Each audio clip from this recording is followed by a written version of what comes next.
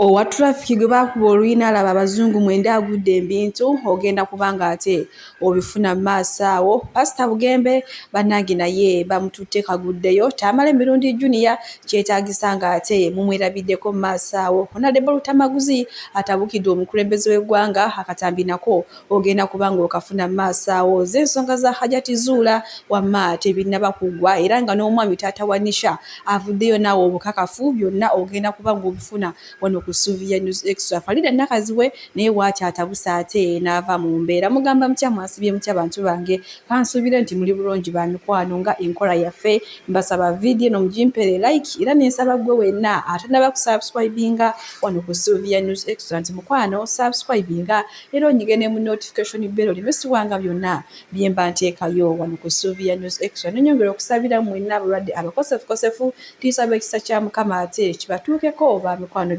suma abolisa clinic bajanja bisaddaga lya butonde eranga bajanja endwadde zonna munange esigenda kuruisa eranga nkutandise ne Honorable Tamaguzi nonno munange avudde mu mbeera n'atabukira omukulembeze w'eggwanga agambe ssebo byonna twabigumira otukoze byonna byoyagala naye ekikwatagana ku kamwanyi ebyo byo byesonyiwa tugenda kutabuka ate tukufuukira ekizibu akatambi kalina maaso wano ng'aweereza message eri omukulembeze w'eggwanga ngenda kubanga nkabateerako ate tweyongereyo n'agalero kubanga goma tugamba mwa Museveni n'ofa kimunonga lugaha ku mwanyi zaffe va ku mwanyi zaffe kye tumugamba nkyogedde mu Lunyankole kwantera okulya ngo olwogera ate n'engoma eyo gy'ova nayo olwogerwa nnyo kakati nkuga sijja kwogera mu Luzungu kuba siri mu Ngereza nirumuga ofa kire mwanyi zaffe okubira ababaka amasimu obatuuza ofaki ofaki wa 8 years obuyinza obutandisa obusibula n'ensi tukukungule n'ensi tono yagenda okungula ensi bwatyo Honorable Tamaguzi munanga avudde mu mbeera era aweereza omukulembeze w'eggwanga His Excellency Kiwede Kaguta Museveni message enkakkalya mugambye sebo byonna bikole naye weesonyiwe mwanyi zaffe otunyigiikirize ekimala naye ate munange obumwanyi bo butulekere kuba osanga bwe bubadde bukyatuyamba munange ono wa poliisi omukyala gwe yakuba oluyina alaba abazungu mwenda n'enkofiira ey'okumutwe eyo gimulaba neevaako neebwa bannange namazo buli kimu kyonna ekijambulamu bo mukama aba alina ensonga lwaki kize ekyokugeza alya ne sikini palaso yamukuba oluyi n'ayimukirawo kati munange nono wa traffic golaba okuva omukyala we yamukuba oluyi ebirungi ku side ebiyiika buyiisinga maazi jukira eno bamuwadde obukulu eno bamuwadde ki era ng'olunaku lw'egyo bamututte mu moolo ne bamugulira ebintu bya bukadde na bukadde engoye obuwoowo engatto biki yeeyogera ekindi ekindowooza munange omwami naye ku mutima gwe ayinza okuba nga yeebaza omukyala yamusabula oluyi kale bwe tweyongerayo emabega kaabo navayo ne mbayitira akatambi k'ono omwami ng'ayogera ebigambo ebinene ng'awemula era munange nze nga nze kyampisa bubi kubanga tuyina abaana tekyo omusajja yavayo n'atumuka agagamba aganene nnyo agagejja munange ono omusajja si ye yata obutambi wabula side chiiki ye yata obutambi oluvannyuma lw'okumusaba ssente miliyoni 25 omusajja n'agamba sigenda kuzikuwa kyokola kikole n'amugamba wotazimpa ngenda kuta obutambi okuba nabukwata ng'oli bwereere ku botiimu eyo gye kibadde kiggwera munange omusajja yali ali awo ng'obutambi buyitingana naye nga n'omusajja tali mu Uganda naye nga munnayuganda naye ng'obutuuze buli mwami erinnya n'ekirala profile ye nti eri gyali mukulembeze mu Ugandan community y'abayisiraamu Haji naawedde kaakati mwana wattu nti Haji afisanga wakadde najjako ekyaddondo kuba emyaka gyalaga nti alina obutuuze nafuna lukiya ne bagenda enambooli era yemboozi yabadde anyumya namujjukiza ojjukira we nakuteeka njagala nkuteeke wansi nenkusitulawo nga gukyakulimu nenkutwala mu kisenge nengaba naye ekyali awo baga muyinza okulowooza ndi kimpi ndi mumpi sigira biki naye nze akati mwana wattu Haji nti ajja wano ne bakola ebyo because waliwo kabidi akalala nga bali bombi bakalabye sitera nnyo kwagala bintu bya kano kosi kabi nnyo andi njalako kasanti wano Uganda abadde ajjawo wano baadde bombi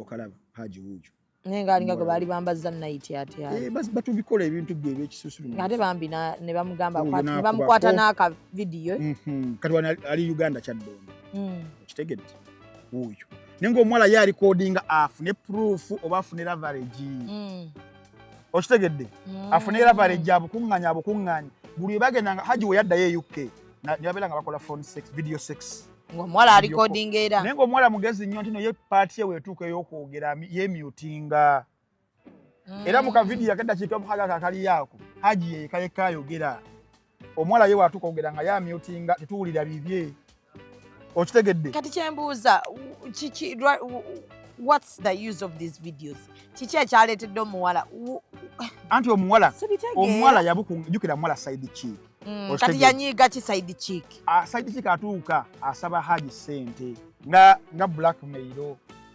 okitegedde ng'amampa sente na video zo kati abasajja ababeereyo abakulu basponsoringa abaana wano ku living life yaabwe asasula apartment n'asasula fees n'alabirira bamaama bo n'amugulirayo emmotoka awo nno we tutuuse baside chick nabo kati ndowooza baasazeewo ate beerwaneko mu nnwana bweti omusajja akumalira obudde n'akukwana nga mufumbo n'akusuubiza nga wagenda okuwasa so kumba akulimba agenda okujja ewuwo ng'abeera yamaze kuyomba na mukyala we n'alyoka ajja ewuwo ogamba gwe n'omumalako ekisungu kiri katono ye mwana muwala yagambye tondabanga kankuswaze ate nono omwami nga sheeke eyo no mu America gyali kale yakulira oba yasaazisa abantu bayo baba we tuli munange ate omulala era baside chick mbadde mpitayitenengwa kano ka video sooka olabe side chick kye yakoze omwami omufumbo bannage n'abasajja abafumbo kiki ennyo kiki kye mutambuza ekyo bannanga abakazi b'ewaka kye batabawa kye mubeera muyayanira sooka olabe kyabadde mu katambi kano tweyongereyo katini bannage naye nga baside chick mwebale ogwo omulimu gwe mutandise osanga abasajja bajja kulekera obwenzi omanyi babadde bakisuusiza nnyo. Hi guys, how are you guys doing? As you can see, I'm looking very demure, very mindful. So guys, come with me and my baby to shopping mall. Baby, say hello. Are you making a video? Yes, baby. Delete it! Delete it! You want to destroy my lovely marriage? Baby, do you want to destroy my marriage? No. Delete it! I'm just making a video. Delete it! No, I'm making a video. I will break this phone. No, baby. Delete it! Baby, just fix. Delete it! Delete it! Delete it! Delete it! Oh, no problem.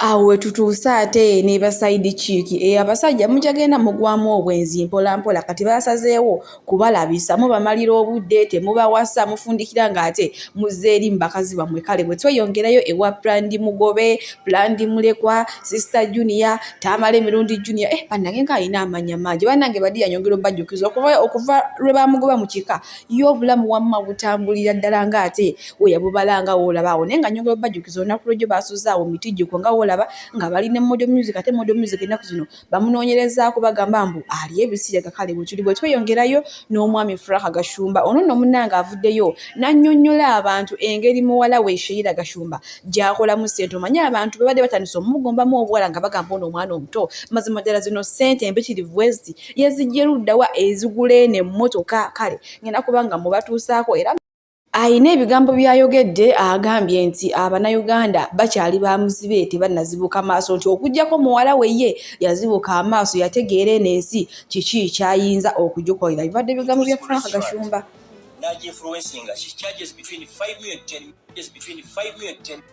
Abamu batuuse ne bagamba n'ogamba Sheila akola mulimu ki ogwamuwadde emmotoka eyo Range Rover. Kakati kankubuulire okola na media house nsibyeyo emikono gyange wano ebiri njagala wano media personality mu Uganda akola sente zakuna mumulaba mabaala ge ekiro gonna mumulooza mwali mu kuspendinga sente she earns money buli invent gye mumuwalako there is a percentage you need kati egyani viringidde emmotoka mumanyi nti yaserinza out ebaala eyo latidde ye ng'afuna mwe gye mubuukiranga ennyana ye ng'ayoola ki sente naye yagala ekitegeera ndowooza bwe kiri and all over bwe kiri kiro okutuula obutuuzi mu restaurant Naji influencing she charges between 5 million and 10 million. Teacher yakusomesa afuna mmeka.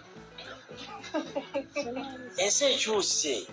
Ate namwe musobola okukozesa social media ne musinga. Mbuulirayo wano media personality amusinga following. Ekirala ye message yesi ya bukyayi mweyamu yakuwalana. Tewali media company ejja kuleeta birango ku social media blog yo nga yakuwalana. Who was the youngest young girl accredited to cover Chogam? 2007. Sure. It was her. Who was the youngest first African female young girl who operating or covering a beads? Omanyi mubyerabira. Tetubyerabira sir. Otegedde endowooza. Kwekyo bibiri nze Sheila singa yaguze private jet n'alibadde ku party. Nenze moloka yange yasooka nagigula ndi 22 years.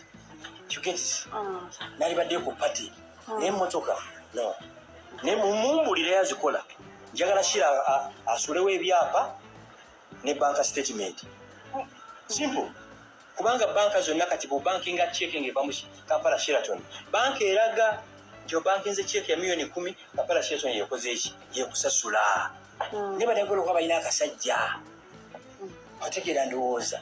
Eyavudde kasubi ku kaboda nga kamuvuba naye. Bwatyo munnange taata wa Sheila Gashumba omwami Frank Gashumba bwavuddeyo n'atangaaza bonna ababadde beebuuza nga bagamba ono omwana omuto ddala zino ssente zonna yazijja luddawo ezaaleeseeyo emmotoka ng'abantu bakoleredde ebbanga n'ebbanga naye nga maama ekabeere kakawundo nga mu lujja tekali mudowooza mukitegedde bulungi abannyonnyodde kale bwe tweyongerayo ne Pastor Bugembe munnange yagenda n'ayimba akayimba ono omuwala kani kati ayagala nsimbi bugaggana bintu birungi buli wajje wange aba ayina kye yeetaaga ndowooza kakayimba mukamanyi bulungi nnyo akakani munnange ejo wavudde mwana amugamba ne Pastor Bugembe olimba weefuula mbu ebyabakazi tobiriiko kati ate kani gwe wali oyimba yalaga luddawo yakukyawa nti olw'okuba yali ayagala ebintu bingi ono ndowooza oluyimba ye alulowooleza mu bintu byansi naye nga luno oluyimba Pastor Bugembe yaluyitira mu bintu bya mwoyo kubanga yagamba kani nga kanisa nti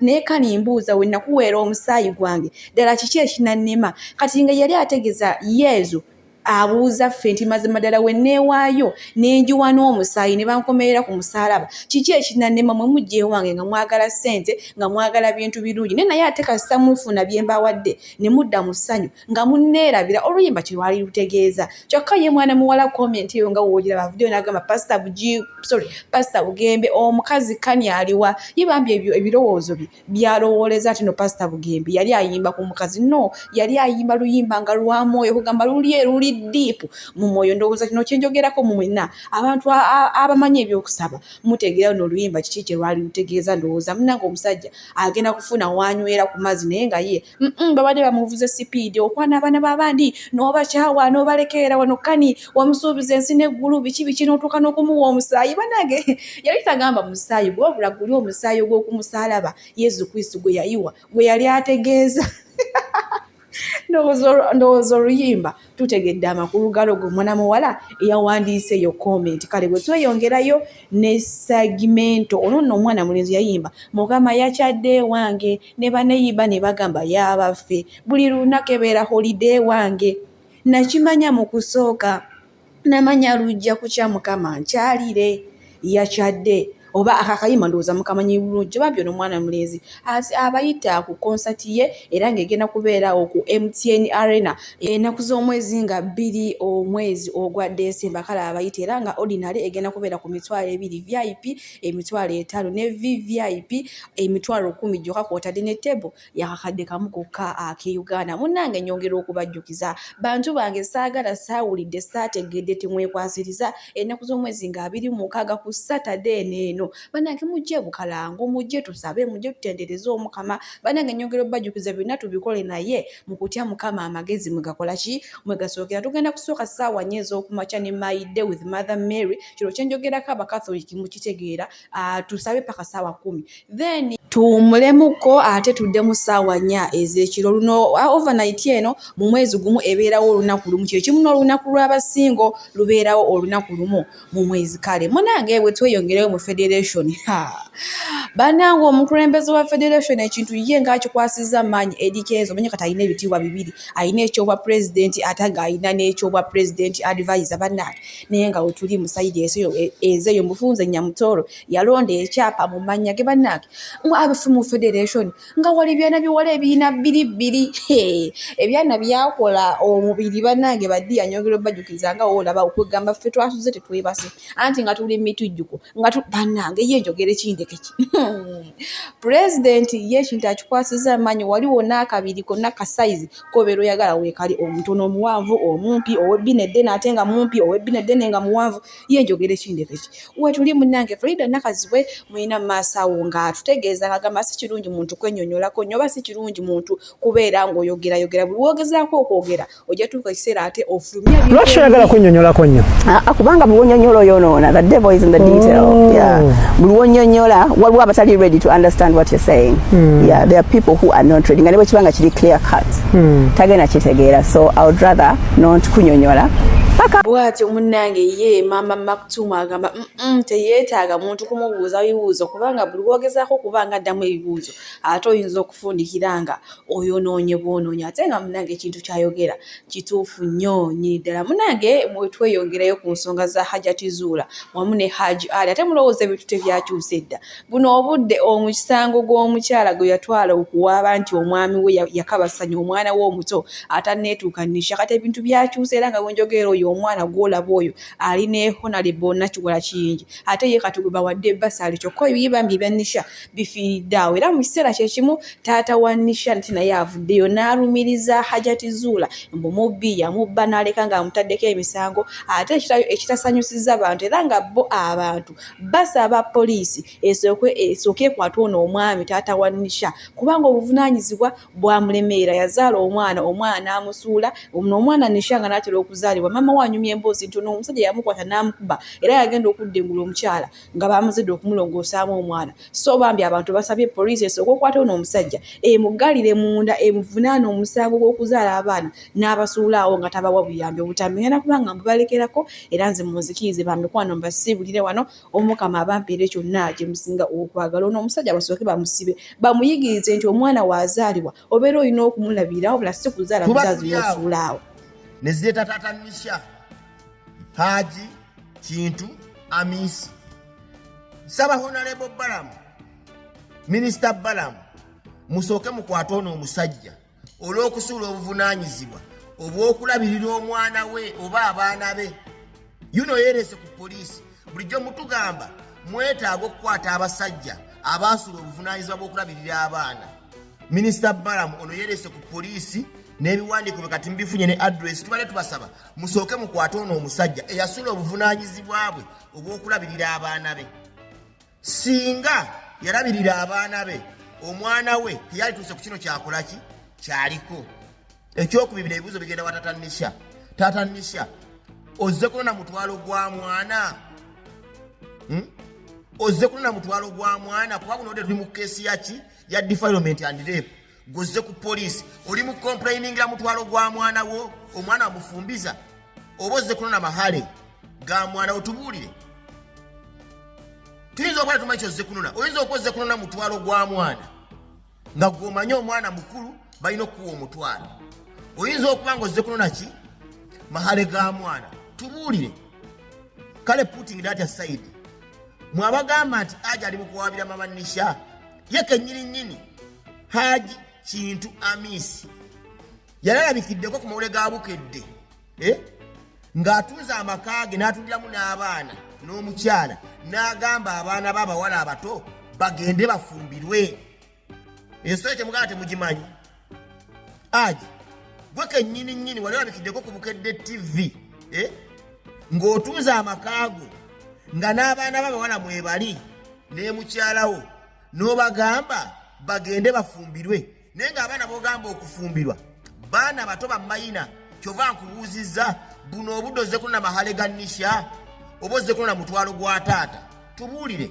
Minister Balamu ono musooke mumuteeke muki munda tunaawoza ebiddako ekyokubiri mwenna abali mu kweza Haji twabagambye musigale ku mulamu ogwo defilement case oba rape case ebiri muki mu musango bino byonna bye muli mu kuleeta muli mu buzaabuza omusango ogwasooka musango ki omwana yakozesebwa omwana waba yakozesebwa twetaaga ki kumanya ani yakozesa omwana ono ali mu kkomera oba atali mu kkomera byonna muli mu bidojinga bwaleka tulesi tata Nisha tugenda kudiringa naye one step by step yasula obuvunaanyizibwa bwe. Singa teyasula buvunaanyizibwa bwe osanga omwana we teyali kabasanyiziddwa kubanga yali badde abeera n'omwana we ng'amulabirira.